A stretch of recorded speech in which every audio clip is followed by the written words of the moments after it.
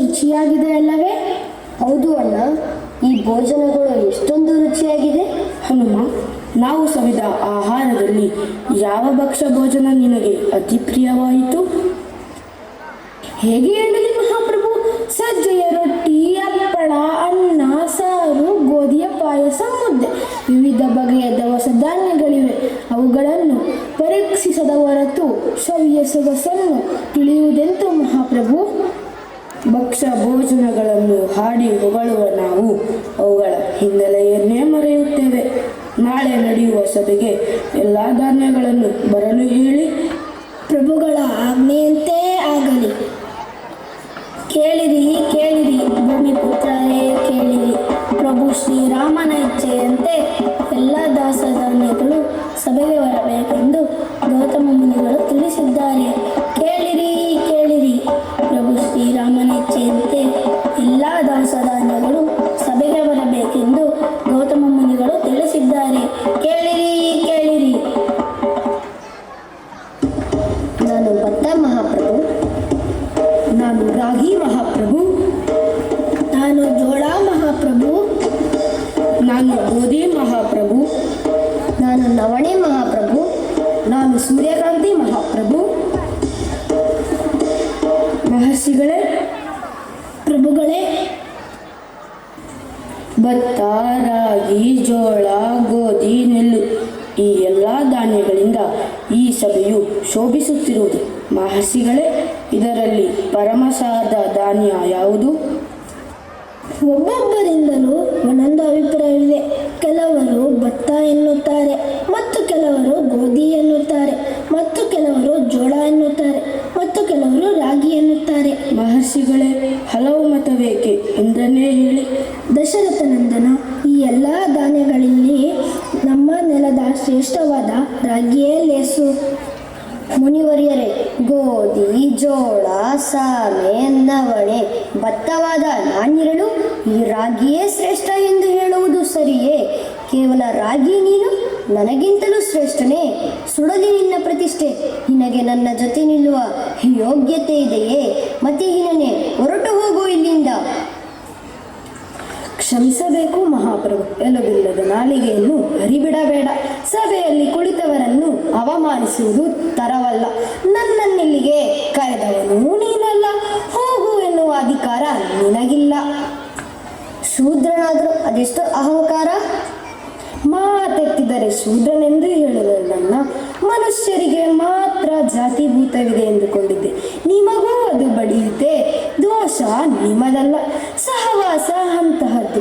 ನಾನು ಶೂದ್ರನಾದರೆ ಕ್ಷತ್ರಿಯರ ಅನ್ನ ಯಾವುದು? ವೈಷ್ಣವರ ಅನ್ನ ಯಾವುದು? ನಿನ್ನಂಥವನಿಗೆ ಪ್ರಶ್ನಿಸುವ ಹಕ್ಕಿದೆಯೇ? ಇದು ಪ್ರಶ್ನೆಗೆ ಉತ್ತರವಲ್ಲ. ಈ ಲೋಕದಲ್ಲಿ ಇಂತಹ ಜಾತಿಯವರು ಇಂತಹ ಅನ್ನ ಉಣ್ಣಬೇಕೆಂಬ ನೀತಿ ಇದೆ. ಹೀಗೆ ಹೇಳುವುದು ನಿನಗೆ ತರವಲ್ಲ. ಬ್ರಾಹ್ಮಣರ ಉಪನಯನದಲ್ಲಿ, ಸಾಧಕರ ವ್ರತ ನಿಯಮದಲ್ಲಿ, ಸುಮಂಗಲಿಯರ ಆರತಿಯಲ್ಲಿರುವೆನು ನಾನು. ಅರಮನೆ ಗುರುಮನೆಯಲ್ಲೂ ನಿತ್ಯ ರಂಜಿಸುವ ಅಭಿಷೇಕ ನೈವೇದ್ಯ ನಾನು. ಓಹೋ, ಶ್ರೀಮಂತರು ಸೇವಿಸುವುದರಿಂದ ನೀನು ಶ್ರೇಷ್ಠನೋ? ದುಡಿಯುವವರು ರೈತರು ಉಣ್ಣುವುದರಿಂದ ನಾನು ಕನಿಷ್ಠನೋ? ಇದು ಯಾವ ಲೆಕ್ಕ? ಶ್ರೀಮಂತರು ಮಾತ್ರವಲ್ಲ, ಮದುವೆಯಲ್ಲಿ ಮಂಗಳ ಕಾರ್ಯಗಳಲ್ಲಿ ಅಕ್ಷತೆಯಾಗಿ ನಾನು ಬಳಕೆಯಾಗುತ್ತೇನೆ. ಶಸ್ತ್ರಾಸ್ತ್ರ ಪೂಜೆಗಳಲ್ಲಿ ಮಂತ್ರಾಕ್ಷತೆಯಾಗಿ ಭಾಗಿಯಾಗುತ್ತೇನೆ. ಪುರೋಹಿತರು ಅಣೆಗಚ್ಚುವ ಗಂಧಾಕ್ಷತೆಯಲ್ಲೂ ಕೂಡ ನಾನಿದ್ದೇನೆ. ರಾಜರಿಗೂ ನಾನು ಬೇಕು, ರಾಣಿಯರಿಗೂ ನಾನು ಬೇಕು. ಹೌದು ಹೌದು, ನೀನೇ ಬೇಕು. ಎಣದ ಬಾಯಿಗೆ ತುತ್ತಾಗಲು ಬೇಕು. ಸತ್ತವನ ಶ್ರಾದ್ದಕ್ಕೆ ನೈವೇದ್ಯವಾಗಲು ಬೇಕು. ಕಾಗೆಗಳಿಗೆ ಪಿಂಡವಾಗಲು ಬೇಕು. ಸಾಕು ಸಾಕು, ಬಾಯಿಗೆ ಬಂದಂತೆ ಬೊಗಳಬೇಡ. ಜಂಬ ಕೊಚ್ಚಿಕೊಂಡರೆ ಇಲ್ಲಿ ಯಾರೂ ದೊಡ್ಡವರಾಗುವುದಿಲ್ಲ. ಭೂಮಿಯಲ್ಲಿ ಹುಟ್ಟಿದ ಪ್ರತಿಯೊಂದು ಜೀವಿಗೂ ವ್ಯಕ್ತಿತ್ವವಿದೆ. ಅದನ್ನು ಗೌರವಿಸುವುದು ನಿಜವಾದ ಧರ್ಮ. ಅದನ್ನು ಬಿಟ್ಟು ಮನುಷ್ಯರಂತೆ ಧಾನ್ಯಗಳು ಭೇದಾಭಾವ ಮಾಡುವುದೇ. ನೀನು ಚತುರ. ಮಾತನಾಡಿದರೆ ದೊಡ್ಡವನಾಗುವುದಿಲ್ಲ. ಬರೀ ಮಾತಿನಿಂದ ಗೌರವ ಸಿಗದು. ನನ್ನನ್ನು ರೊಟ್ಟಿ ಮಾಡಿ ಉಂಡವರನ್ನು ಕೇಳು, ಅಂಬಲಿ ಮಾಡಿ ಕುಡಿದವರನ್ನು ಕೇಳು. ನನ್ನ ಅಂತರಂಗದ ರುಚಿ ಏನೆಂದು. ನನ್ನನ್ನು ತರತರ ಪಕ್ವಾನ ಮಾಡಿ ಉಂಡವರನ್ನು ಕೇಳು, ನನ್ನ ಸಾರ ಏನೆಂದು. ನಾನು ಯಾರಿಗೆ ಬೇಡ ಹೇಳು? ಹೌದು, ನೀನು ಬೇಡ. ಹೆತ್ತ ಬಾಣಂತಿಯರಿಗೆ, ರೋಗಿಗಳಿಗೆ ನಿನ್ನ ಉಪಯೋಗವೇನು? ರೋಗಿಗಳ ಸಹವಾಸ ನನಗೆ ಬೇಡ. ಆರೋಗ್ಯವಂತರೇ ನನ್ನ ಸಂಗಾತಿಗಳು. ರೋಗಿಯ ಜೊತೆಗಿರುವ ನೀನು ರೋಗಿಷ್ಠನೇ. ರೋಗಗಳಿಗೆ ಕಾರಕನೇ ನೀನು. ರೋಗಿಗಳ ಸೇವೆ ಮಾಡಲು ಯೋಗ್ಯತೆ ಬೇಕು. ಅಶಕ್ತರಿಗೆ ಶಕ್ತಿ ನೀಡುವುದು, ರೋಗಿಗಳಿಗೆ ರೋಗ ನಿರೋಧಕ ಶಕ್ತಿ ನೀಡುವುದು ನನ್ನಂತಹ ಶಕ್ತಿವಂತನಿಂದ ಮಾತ್ರ ಸಾಧ್ಯ. ಆದರೆ ರೈತರ, ಬಡವರ ಮುಖ ನೋಡಿದರೆ ಗೊತ್ತಾಗುತ್ತದೆ ನಿನ್ನ ಶಕ್ತಿ ಏನೆಂದು. ಅದು ನಿನ್ನಂತಹ ಅಹಂಕಾರಿಗಳಿಂದ, ನಿನ್ನಂತಹ ಸ್ವಾರ್ಥಿಗಳಿಂದ. ನಿನ್ನಿಂದ ಏನು ಉಪಯೋಗವಿದೆ ಹೇಳು? ಬರಗಾಲದಲ್ಲಿ ಮಳೆ ಇಲ್ಲದಾಗ ಅನ್ನ ಅನ್ನ ಎಂದು ಕರೆಯುವಾಗ ಅವರಿಗೆ ಆಶ್ರಯ ನೀಡಿದವನು ನಾನು, ಸಲಹುವವನು ನಾನು. ಆಗ ನೀನು, ನಿನ್ನ ಬಳಗದವರು ಎಲ್ಲಿದ್ದೀರೋ ಕಾಣೆ. ನೀವೆಲ್ಲ ನನಗೆ ಹುಳುಧಾನ್ಯಗಳೇ ಸರಿ. ನೀವೆಲ್ಲ ಉಳ್ಳವರ ಸಿಪಾಯಿಗಳು. ನನ್ನಿಂದಲೇ ಎಲ್ಲ. ನನ್ನನ್ನು ಮಂಗಳ ಕಾರ್ಯಗಳಿಗೆ ಉಪಯೋಗಿಸುತ್ತಾರೆ. ನನ್ನನ್ನು ತಲೆಯ ಮೇಲಿಟ್ಟು ಮೆರೆಯುತ್ತಾರೆ. ಆದರೆ ನನಗೆ ಭೇದಾಭಾವ ಸಲ್ಲದು. ಶ್ರೀಮಂತನೇ ಇರಲಿ, ಬಡವರೇ ಇರಲಿ, ಎಲ್ಲರನ್ನೂ ಪ್ರೀತಿಯಿಂದ ಒಂದೇ ಸಮನಾಗಿ ಕಾಣುತ್ತೇನೆ. ಇದು ನನ್ನ ಗುಣ. ಆದ್ದರಿಂದ ನಾನೇ ಹೆಚ್ಚು. ಇದೆಂತಹ ಕದನ ದೇವ! ತಾಳಲಾರೆವು, ನಾವು ತಾಳಲಾರೆವು. ನೀವೇ ತೀರ್ಮಾನಿಸಿ ಪ್ರಭು. ಸ್ವಾಮಿ, ಈ ಧಾನ್ಯಗಳ ಗೊಂದಲವನ್ನು ನೀವೇ ಬಗೆಹರಿಸಿರಿ. ಜೈ ಜೈ ರಾಮ, ಜೈ ಜೈ ರಾಮ, ಜೈ ಜೈ ರಾಮ, ಜೈ ಜೈ ರಾಮ, ಜೈ ಜೈ ರಾಮ. ಶ್ರೇಷ್ಠತೆಯ ಪಿತ್ತ ನೆತ್ತಿಗೇರಿದರೆ ಆಗುವುದೇ ಹೀಗೆ. ನೋಡಿದ್ದೀರಾ ಎಷ್ಟೊಂದು ಗೋಳು ಈ ಅಹಂಕಾರಕ್ಕೆ. ಅಧಿಕಾರ, ರೂಪ, ಜಾತಿ, ಅಂತಸ್ತು ಹೂವಿನಂತಹ ಬಾಳನ್ನೇ ಹೊಸಗಿ ಹಾಕಿದೆ. ಅಹಂಕಾರದ ಮದಗಜ ನಿನಗಿಂತ ನಾನು ಶ್ರೇಷ್ಠ ಎಂಬ ಅಹಂಕಾರ ತಲೆಗೇರಿದರೆ ಹೀಗೆ ದೇವರ ಸೃಷ್ಟಿಯ ಅರಿವಿನ ಬೆಳಕು ಇರಬೇಕು, ವೈವಿಧ್ಯತೆ ಇರಬೇಕು. ಅದರಿಂದ ಈ ಜಗತ್ತಿನ ಸೌಂದರ್ಯ ಹೆಚ್ಚುತ್ತದೆ. ಆದರೆ ಈ ಶ್ರೇಷ್ಠತೆಯ ಭಾವನೆ ಧಾನ್ಯಗಳನ್ನು ಬಿಟ್ಟಿಲ್ಲವಲ್ಲ.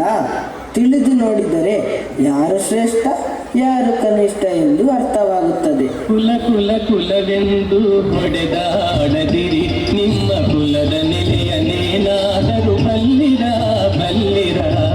ಕುಲ ಕುಲ ಕುಲವೆಂದು ಹೊಡೆದಾಡದಿರಿ, ನಿಮ್ಮ ಕುಲದ ನೆಲೆಯನೇನಾದರೂ ಬಲ್ಲಿರ ಬಲ್ಲಿರ. ಕುಲ ಕುಲ ಕುಲವೆಂದು ಹೊಡೆದಾಡದಿರಿ. ಭತ್ತ, ರಾಗಿ, ನೀವಿಬ್ಬರು 6 ತಿಂಗಳ ಕಾಲ ಕಾರಾಗೃಹದಲ್ಲಿರಿ. ಅಯೋಧ್ಯೆ ತಲುಪಿದ ತಕ್ಷಣ ನಿಮ್ಮನ್ನು ಕರೆಯಿಸಿಕೊಳ್ಳುತ್ತೇವೆ. ನಿಮ್ಮ ನ್ಯಾಯ ತೀರ್ಮಾನ ಅಯೋಧ್ಯೆಯಲ್ಲೇ ಆಗುತ್ತದೆ. ಶ್ರೀರಾಮ ರಾಮೇತಿ ರಮೇ ರಾಮೇ ಮನೋರಮೇ, ಸಹಸ್ರನಾಮ ತತ್ತುಲ್ಯಂ ರಾಮನಾಮ ವರಾನನೆ.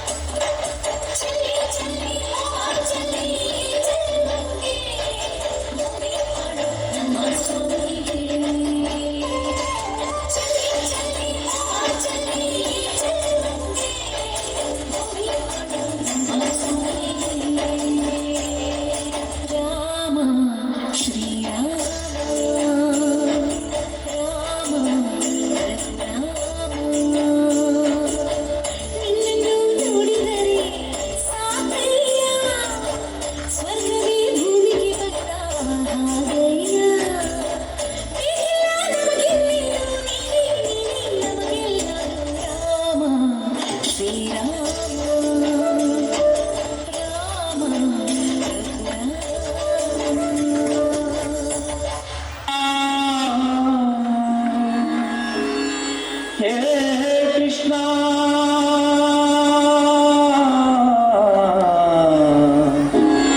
ಕೃಷ್ಣ ಹೇ ಕೃಷ್ಣ. ಮಹರ್ಷಿಗಳೇ, ನಿಮ್ಮ ವಾದವನ್ನು ಮಂಡಿಸಿ. ಪ್ರಭು, ರಾಗಿ ಬಡಪಾಯಿ 6 ತಿಂಗಳ ಕಾಲ ಸೆರೆಯಲ್ಲಿದ್ದರೂ ಅದರ ಮುಖದ ತೇಜಸ್ಸು ಕಡಿಮೆಯಾಗಲಿಲ್ಲ ಮಹಾಪ್ರಭು. ಆದರೆ ಭತ್ತದ ಕಾಂತಿ ನೋಡಿ ಯಾವ ಹೀನಾಯ ಪರಿಸ್ಥಿತಿಯಲ್ಲಿದೆ. ಇದು ರಾಗಿ ಭತ್ತದ ಪರೀಕ್ಷೆಯ ಅಥವಾ ನಮ್ಮ ಪರೀಕ್ಷೆಯೋ ತಿಳಿಯದು. ಭೇದ ಭಾವದ ಬಿರುಗಾಳಿಯಲ್ಲಿ ನಿಂತು ನಿತ್ಯ ನರಕಯಾತನೆಯನ್ನು ಅನುಭವಿಸುವವರ ನಡುವೆ ಇದೆಂತಹ ಪರೀಕ್ಷೆ? ಮೇಲು ಕೀಳುಗಳ ನಡುವೆ ಇದೆಂಥ ಚಮತ್ಕಾರಗಳು! ಅದರಿಂದ ಹಾನಿ ಎಷ್ಟು? ಈ ಸೃಷ್ಟಿಯಲ್ಲಿ ಏಕೆ ಈ ಗೊಂದಲ? ಇದು ಸೃಷ್ಟಿಯ ಸಮಸ್ಯೆ ಅಲ್ಲ, ಸೃಷ್ಟಿಸಿಕೊಂಡಿರುವ ಸಮಸ್ಯೆ. ಆ ಸಮಸ್ಯೆಯ ನಿವಾರಣೆಗಾಗಿಯೇ ಈ ಸಭೆ. ಬೆಂಕಿಯಲ್ಲಿ ಸುಟ್ಟಾಗಲೇ ಗಟ್ಟಿ ಬಂಗಾರ ಉಳಿಯುತ್ತದೆ, ಅಪ್ಪಟ ಬಂಗಾರ ಉಳಿಯುತ್ತದೆ. ಈ 6 ತಿಂಗಳ ಪರೀಕ್ಷೆಯಲ್ಲಿ ಭಕ್ತರಾಗಿ ತಮ್ಮ ಅಹಂಕಾರವನ್ನು ತೊಳೆದುಕೊಂಡು ಮನದ ಕಲ್ಮಶವನ್ನು ತೊಳೆದುಕೊಂಡಿದ್ದಾರೆ. ಈಗ ರಾಗಿಯ ಸತ್ವ ಏನೆಂಬುದು ತಿಳಿಯಿತು. ರಾಗಿ ಮಹರ್ಷಿಗಳೇ, ಇದು ಕೇವಲ ರಾಗಿಯ ಪ್ರಶ್ನೆ ಅಲ್ಲ, ಅನೇಕ ಜೀವಿಗಳ ಪ್ರಶ್ನೆ, ಅವರವರ ಬದುಕು ಭಾವನೆಗಳ ಪ್ರಶ್ನೆ. ನಾವೆಲ್ಲ ಇಂತಹ ಬಂಧಗಳನ್ನು ದಾಟಿದಾಗಲೇ ನಿಜವಾದ ಸುಖ ಸಂತೋಷ ದೊರೆಯುತ್ತದೆ. ಭತ್ತ, ಅವಮಾನ ಯಾರನ್ನೂ ಸುರದಿರಲಿ, ಈ ಆಹಾರದ ಕೊರತೆ ಯಾರನ್ನೂ ಕಾಡದಿರಲಿ. ಸ್ವಾಮಿ, ನಿಮ್ಮ ಈ ತೀರ್ಪು ಸಮಸ್ತರು ಒಪ್ಪುವಂತಹದ್ದಾಗಿದೆ.